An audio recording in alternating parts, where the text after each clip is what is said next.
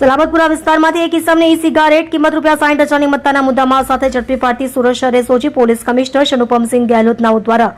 સુરત શહેરમાં નાર્કોટિક્સ ડ્રગ્સની બદીને નેસ્તનાબૂદ કરવા માટે ચાલુ કરેલ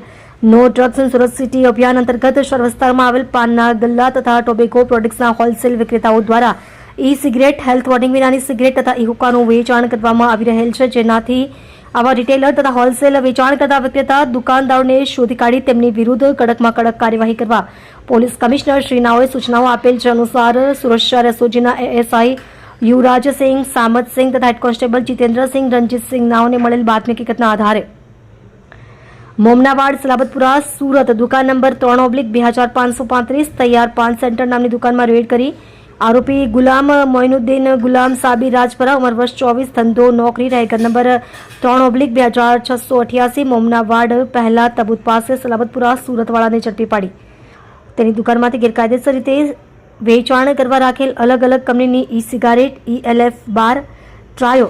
ELF બાર રાયા D1 ELF બાર રાયા D3 કંપનીની ઈ સિગારેટ નંગ 14 જે તમામની કુલ્લે કિંમત ₹60,000ની મત્તાનો મુદ્દામાલ કબજે કરી મજકૂર ઇસમો વિરુદ્ધમાં કલમ the prohibition of electronic cigarettes productions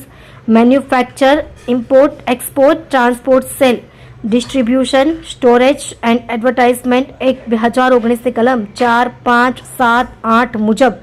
Salabatpura police station ગુનો રજિસ્ટર નંબર 0664/2026 ગુનો રજીસ્ટર્ડ કરવામાં આવેલ છે. તમે જોઈ રહ્યા છો DNY ન્યૂઝ ચેનલ રમન કૌરની સાથે.